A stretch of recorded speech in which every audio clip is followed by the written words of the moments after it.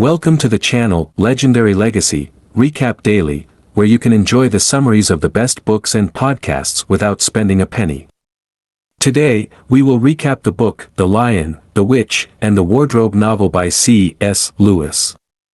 The Lion, the Witch, and the Wardrobe is a portal fantasy novel for children by C.S. Lewis, published by Geoffrey Bles in 1950.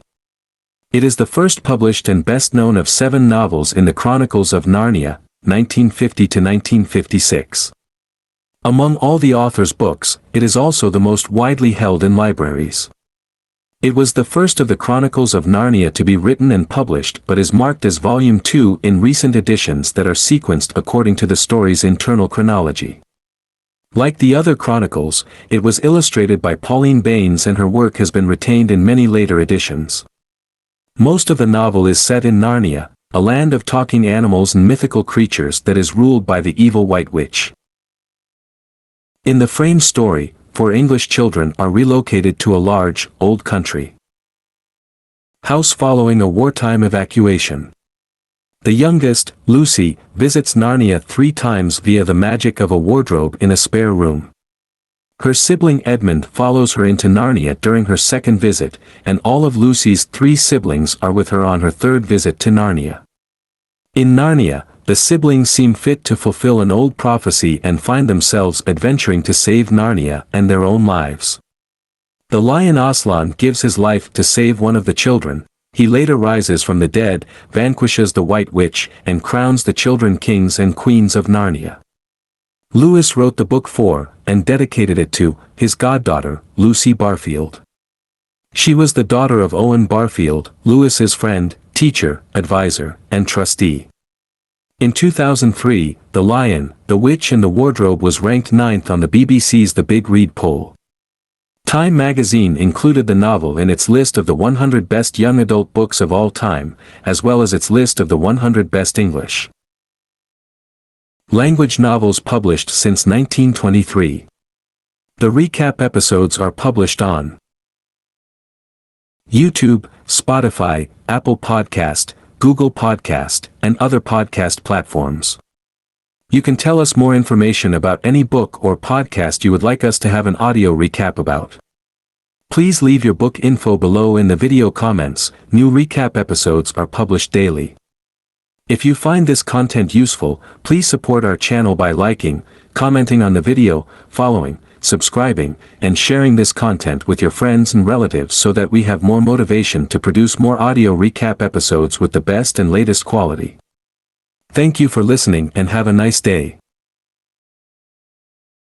Peter, Susan, Edmund, and Lucy Pevensey are 4 siblings sent to live in the country with the eccentric Professor Kirk during World War II. The children explore the house on a rainy day and Lucy, the youngest, finds an enormous wardrobe. Lucy steps inside and finds herself in a strange, snowy wood. Lucy encounters the fawn Tumnus, who is surprised to meet a human girl. Tumnus tells Lucy that she has entered Narnia, a different world. Tumnus invites Lucy to tea, and she accepts. Lucy and Tumnus have a wonderful tea, but the fawn bursts into tears and confesses that he is a servant of the evil White Witch. The witch has enchanted Narnia so that it is always winter and never Christmas. Tumnus explains that he has been enlisted to capture human beings. Lucy implores Tumnus to release her, and he agrees. Lucy exits Narnia and eagerly tells her siblings about her adventure in the wardrobe. They do not believe her, however. Lucy's siblings insist that Lucy was only gone for seconds and not for hours as she claims. When the Pevensey children look in the back of the wardrobe they see that it is an ordinary piece of furniture. Edmund teases Lucy mercilessly about her imaginary country until one day when he sees her vanishing into the wardrobe. Edmund follows Lucy and finds himself in Narnia as well. He does not see Lucy, and instead meets the White Witch that Tumnus told Lucy about. The witch which introduces herself to Edmund as the Queen of Narnia. The witch feeds Edmund enchanted Turkish delight, which gives Edmund an insatiable desire for the dessert. The witch uses Edmund's greed and gluttony to convince Edmund to bring back his siblings to meet her. On the way back to the lamppost, the border between Narnia and our world, Edmund meets Lucy. Lucy tells Edmund about the White Witch. Edmund denies any connection between the witch and the queen. All Edmund can think about is his desire for the Turkish delight. Lucy and Edmund return to Peter and Susan, back in their own world. Lucy relies on Edmund to support her story about Narnia, but Edmund spitefully tells Peter and Susan that it is a silly story. Peter and Susan are worried that Lucy is insane, so they talk to Professor Kirk. The professor shocks Peter and Susan by arguing that Lucy is telling the truth. One day the children hide in the wardrobe to avoid the housekeeper and some house guests. Suddenly all 4 Pevensey children find themselves in Narnia. Lucy leads them to Tumnus's home, but a note informs them that Tumnus has been arrested on charges of treason. Lucy realized that this means the witch knows that Tumnus spared Lucy's life, and that the witch has captured Tumnus. Lucy implores her siblings to help her rescue Tumnus from the witch. Guided by a friendly robin, the children wander into the woods, and meet Mr. Beaver. Mr. Beaver brings them back to his home, where he explains that the children cannot do anything to save Tumnus. The only thing the children can do is join Mr. Beaver on a journey to see Aslan, a lion. Aslan appears to be a king or god figure in Narnia.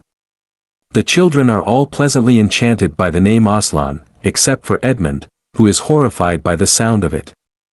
Mr. Beaver, Peter, Susan, and Lucy plot to meet Aslan at the stone table the following day, but they soon notice that Edmund has disappeared.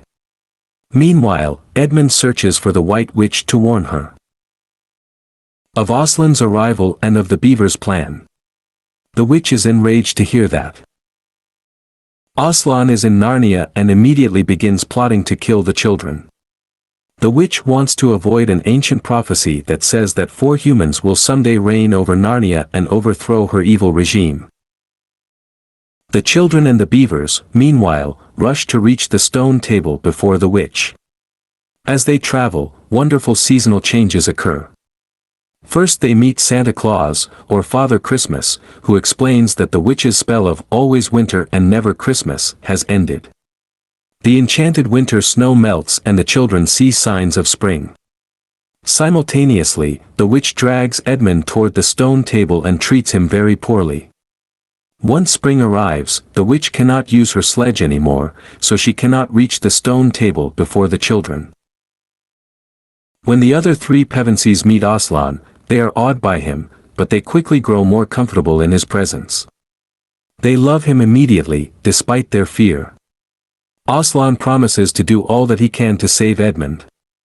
He takes Peter aside to show him the castle where he will be king. As they are talking, they hear Susan blowing the magic horn that Father Christmas gave her to her, signaling that she is in danger. Aslan sends Peter to help her. Arriving on the scene, Peter sees a wolf attacking Susan, and stabs it to death with the sword given him by Father Christmas. Aslan sees another wolf vanishing into a thicket, and sends his followers to trail it, hoping it will lead them to the witch. The witch is preparing to kill Edmund as the rescue party arrives. Aslan and his followers rescue Edmund, but are unable to find the witch, who disguises herself as part of the landscape. Edmund is happy to see his siblings, as he has accepted that the witch is evil. The next day, the witch and Aslan speak and the witch demands Edmund's life because she says that Edmund is a traitor. The witch says that according to the deep magic of Narnia, a traitor's life is forfeit to the witch. Aslan does not deny this, and he secretly reaches a compromise with her. The witch appears very pleased, while Aslan seems pensive and depressed. The following night, Susan and Lucy observe Aslan grow increasingly gloomy and sad. The sisters are unable to sleep, and they notice that Aslan has disappeared. Susan and Lucy leave the pavilion to search for Aslan. When they find Aslan, he tells them they can stay until he tells them they must leave. Together, Aslan, Susan, and Lucy walk to the stone table, where Aslan tells them to leave. Susan and Lucy hide behind some bushes and watch the witch and a horde of her followers torment, humiliate, and finally kill Aslan. The witch explains that Aslan sacrificed his life for Edmund. Susan and Lucy stay with Aslan's dead body all night.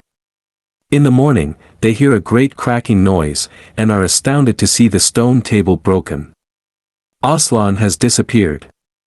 Suddenly Susan and Lucy hear Aslan's voice from behind him. Aslan has risen from the dead. Aslan carries the girls to the witch's castle, where they free all the prisoners who have been turned to stone. Aslan, Susan, and Lucy join the battle between Peter's army and the witch's troops. Peter and his troops are exhausted. Fortunately, Aslan swiftly kills the witch and Peter's army then defeats the witch's followers. Aslan knights Edmund, who has atoned for his sin of siding with the witch. The children ascend to the thrones at Cair Paravel, the castle in Narnia. Aslan subsequently disappears. The children eventually become adults and reign over Narnia for many years. One day, in a hunt for a magical white stag, they arrive at the lamppost that had marked the border between Narnia and our world. The Pevensies tumble back out of the wardrobe to our world. No time has passed, and they return to Professor Kirk's house as children. The foursome tells Professor Kirk about their adventure, and the professor assures them that they will return to Narnia again someday. The Lion, the Witch and the Wardrobe, Analysis. The Lion, the Witch, and the Wardrobe is a classic children's novel that looks back to both earlier fantasy fiction by Victorian writers like William Morris and George MacDonald, the latter a particular influence on C.S. Lewis, as well as pioneering children's novels by E. Nesbit. Indeed, the Pevensey children were partly inspired by Nesbit's Bastable Children, who feature in a series of her novels, including the story of the Treasure Seekers. Nesbit, however, had also written portal fantasy novels, as had George MacDonald, such as his 1895 novel Lilith, involving children leaving our world behind for a fantastical another world. See her novel The Magic City, for example. Say, Chronicles of Narnia, or The Lion, the Witch, and the Wardrobe, and many people will say, oh, the C.S. Lewis books that are Christian allegory, right? But C.S. Lewis didn't regard them as allegory. In reality, he wrote, Aslan is an invention giving an imaginary answer to the question, what might Christ become like if there really were a world like Narnia, and he chose to be incarnate and die and rise again in that world as he actually has done in ours. This is not allegory at all. In short, Lewis rejects the idea that his Narnia books are allegory because, for them to qualify as allegorical, Aslan would have to represent Jesus. But he doesn't. He is Jesus, if Narnia existed and a deity decided to walk among the people of that world. We might think of this as something like the distinction between simile and metaphor. Simile is like allegory, because one thing is like something else, whereas in metaphor, one thing is the other thing. Aslan is not like Jesus, allegory he is Jesus' equivalent in Narnia. Perhaps this is a distinction without a difference to many readers, but it's worth bearing in mind that if anyone should know what allegory is, it's C.S. Lewis. He wrote a whole scholarly work, The Allegory of Love, about medieval and Renaissance allegory. Readers might quibble over Lewis's categorization here, and decide that what he is outlining is a distinction without a difference, perhaps clouded by his Christianity, and his unwillingness to see his children's books as mere allegory for Christianity, but instead as something more direct and powerful. But if we stick with mid-20th century fiction and animals for a moment, we can find an example of unequivocal allegory, George Orwell's Animal Farm, 1945, which we have analyzed here. Certainly, there are subtle differences between Orwell's novel in which animal characters stand in for human counterparts, and what Lewis is doing with Aslan in the Chronicles of Narnia. The Lion, the Witch and the Wardrobe is, nevertheless, a novel in which Lewis draws on the Christian story of salvation through a godlike figure. Aslan's sacrifice on the stone table and subsequent resurrection are clearly meant to summon the crucifixion and subsequent resurrection of Jesus Christ in order to promote the Christian story. But what if we aren't sold on the Christian aspect of the story? Does the novel's only value lie in its power as an allegory, or whatever term we might employ instead of allegory? Part of the reason for the novel's broader appeal, even in an increasingly secular age, is that it provides escapism and wish fulfillment aplenty. The whole idea of a portal to another world symbolizes the children's literal escape from a dreary wartime world, where the danger of being bombed during the Blitz has given way to a rather dull life in the countryside with a professor, into a world of crisp snow, magic, and adventure. Although The Lion, the Witch and the Wardrobe was published 5 years after the end of the Second World War, children in the early 1950s were still living through a time of rationing and austerity. Even that Turkish delight that Edmund is given, his 30 pieces of silver to betray his siblings, of course, must have seemed like an almost unattainable treat to Lewis's original readers.